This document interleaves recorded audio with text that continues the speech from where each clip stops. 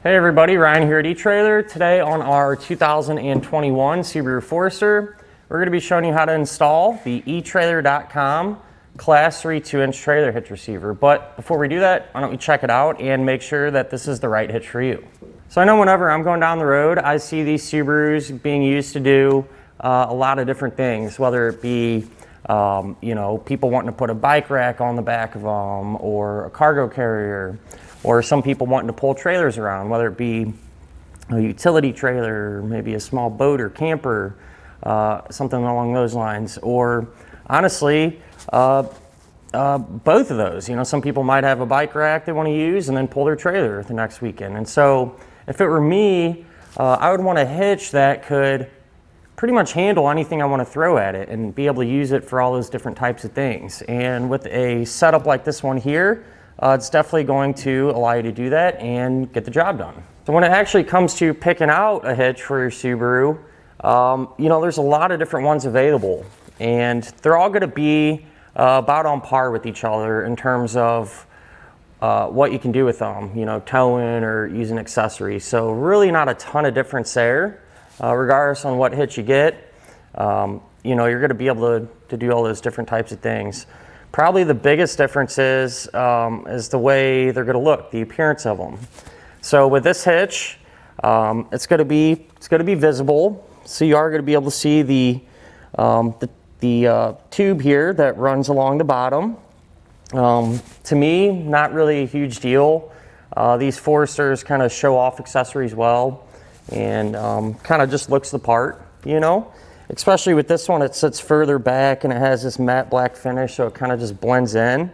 But if you're looking for something that looks as factory as possible, there's some other hitches that kind of sit behind the bumper, and the only thing you'll be able to see is a receiver tube opening. So you definitely have a couple of different choices there as far as that goes. With this being a Class 3 hitch, it is going to have that 2-inch by 2-inch receiver tube opening. And that's going to be a really common size. A lot of different things will work with it, and I usually recommend this size just because how versatile it is. These smaller 1.25 by 1.25 ones, I really only recommend if you already have those size accessories and really don't plan on doing anything else with the hitch. With that said, it is going to have that standard 5/8 pinhole. The pin and clip does not come included, but if you need one, not a big deal. You can grab it here at eTrailer. And these safety chain openings, I'm a fan of. They sit pretty far back, so no interference with their pin and clip. And they're really big holes, so you shouldn't have any issues using pretty much just about any size hook that you might have. As far as the hitch's weight capacities go, it's going to have a 525-pound maximum gross tongue weight rating. And that's going to be the amount of weight that is pushing down on the hitch. So pretty high number, and that's good for just about any size bike rack or cargo carrier that you'd want to use, for example. As far as the maximum gross trailer weight rating goes, that's going to be 3,500 pounds, and that's going to be the amount of weight that is pulling on the hitch. So the weight of your trailer plus anything that you might have on it. I do always like to suggest it's never a bad idea just to grab your Subaru's owner's manual. That way you can make sure your Forester can pull that much weight safely. And with that said, if you are pulling a trailer, you are going to want the lights to work on it. That way people around you know what's going on, and you'll be safe and legal. And to accomplish that, you can always check out some trailer wiring.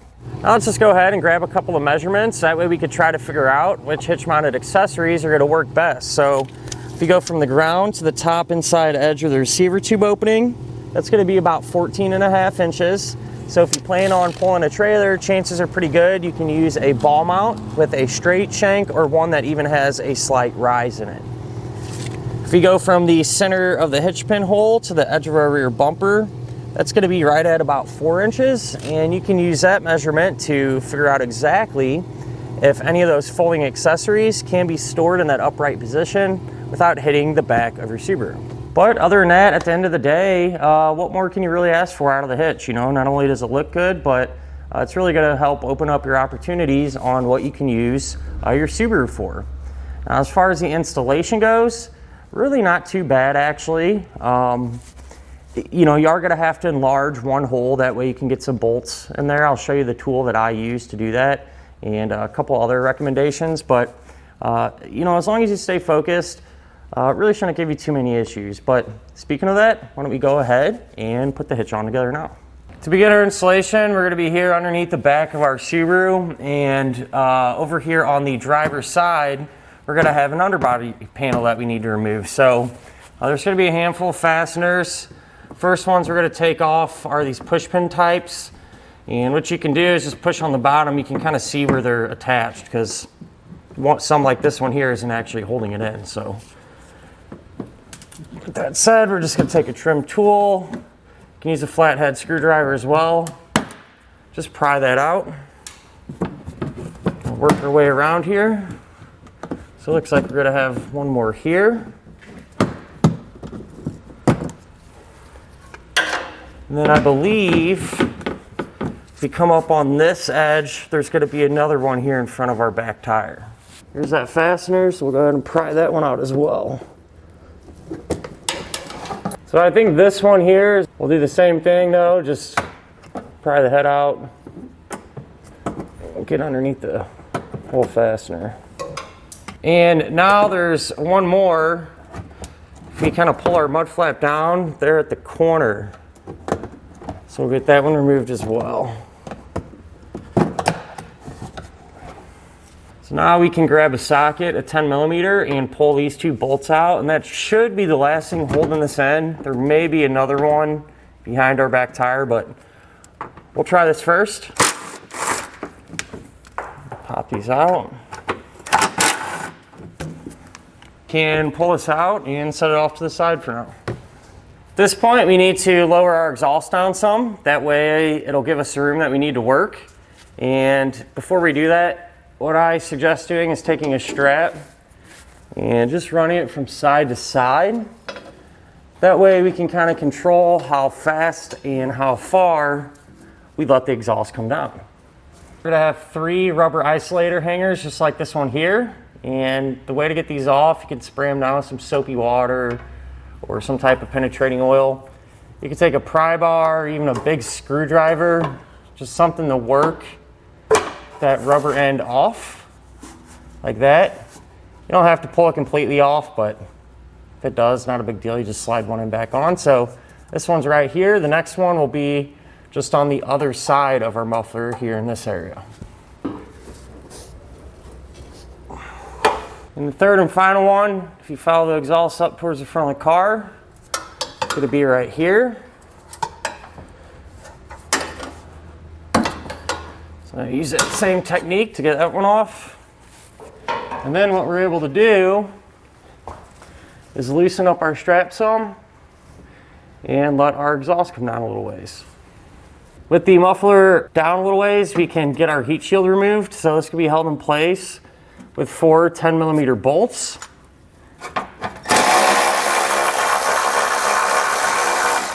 Get these pulled out.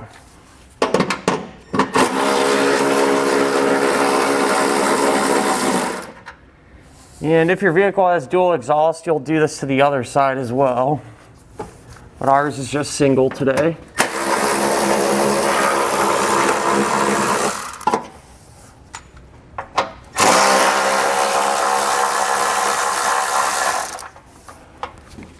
Go ahead and let our heat shield come down and get it out of the way for now.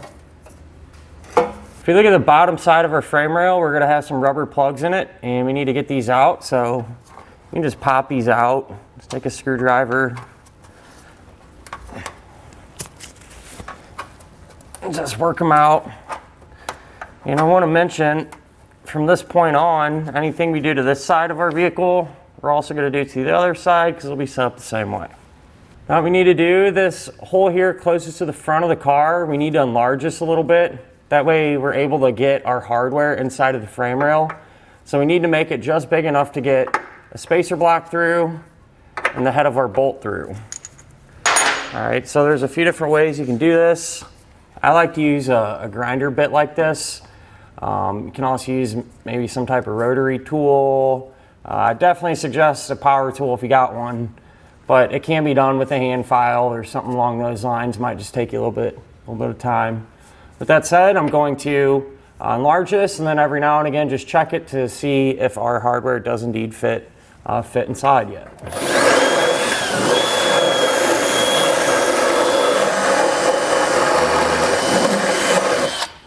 So it looks about big enough. Go ahead and check it.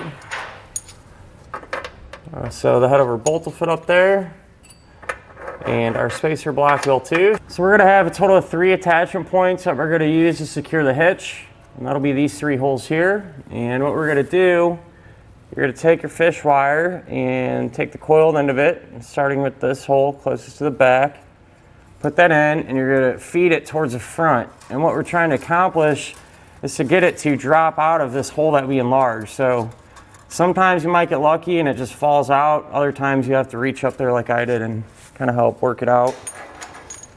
And what you're going to do is take a carriage bolt, spacer block, and you're going to thread that on to the end of the fish wire. All right, and then you're going to feed the hardware up into the frame. So you'll do this individually. Push your block through and our bolt through. Pull on our fish wire, and the bolt will drop down like that. So I use that same technique and hardware combination to get our other 2 holes, other 2 attachment points done.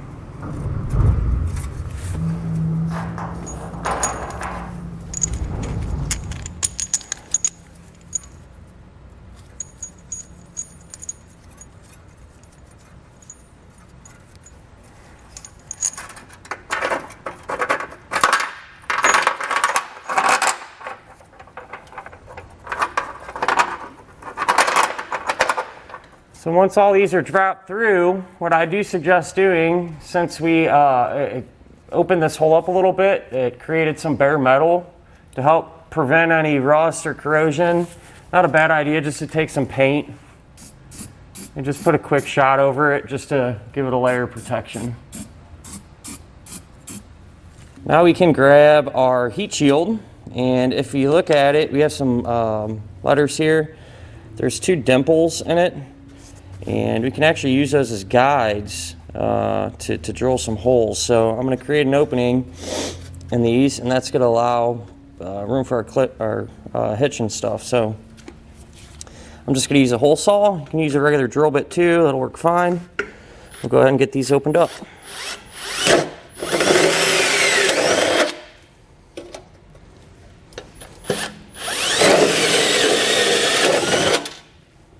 You get our heat shield reinstalled. You are going to want to take the fish wires. So this is the one closest to the front of our car.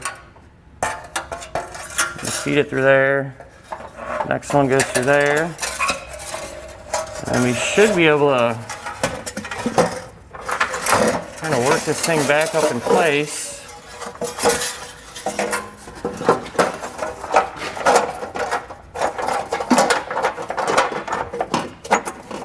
And we're going to reattach it using the factory hardware. But this time we're only going to use 3 bolts. So we're going to use the 2 towards the very front. And then this one back here.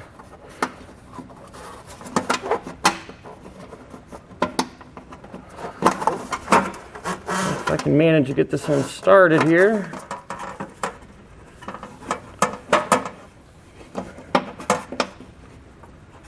You got all them in hand tight. Go back and snug them down.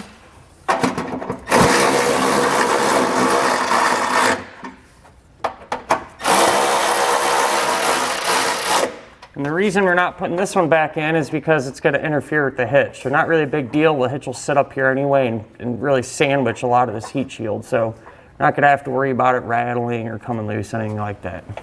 Now with an extra set of hands, we can take our hitch and get it into position. So you're going to want to feed your fish wires through the corresponding holes in the hitch. And lift it up.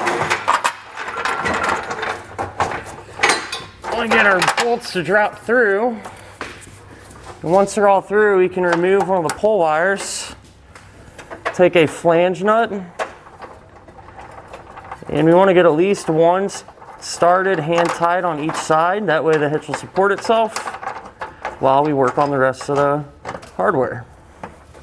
So with the hitch supporting itself, go ahead and pull off our remaining fish wires and get our flange nuts started. Kind of a pointer. If you're having trouble getting it started because that bolt just wants to push up, what you can do is just use your hand to apply a little side pressure, or you can use a flathead screwdriver too if you don't have the space, but apply some side pressure and that will help keep it steady, make it a little bit easier to get that nut started. Once we have all of them going though,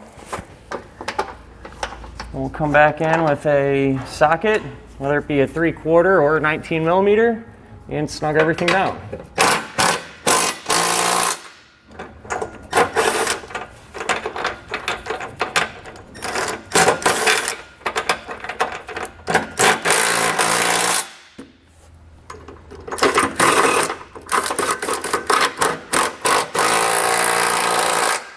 Once everything's tight, you need to make sure and come back with a torque wrench and torque down all the hardware to the amount specified in the instructions.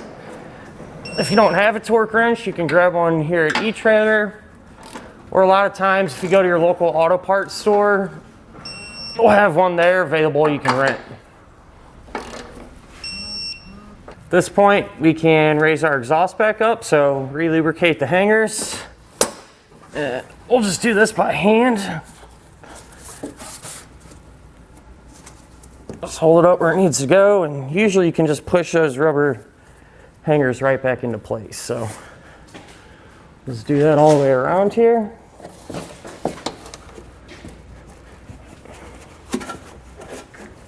And once we get that last one on and the exhaust is supporting itself, we'll go ahead and remove our strap.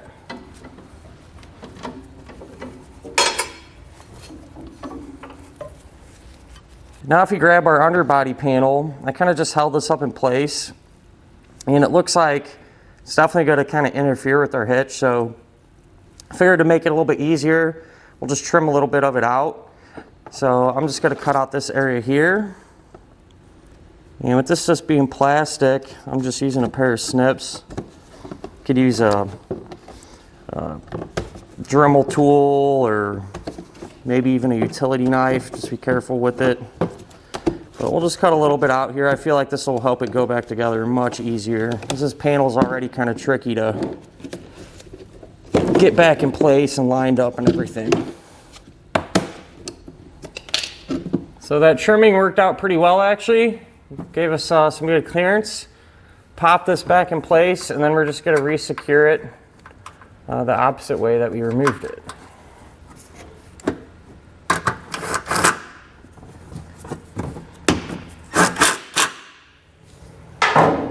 And that'll finish up our look at and our installation of the etrailer.com trailer hitch receiver on our 2021 Subaru Forester.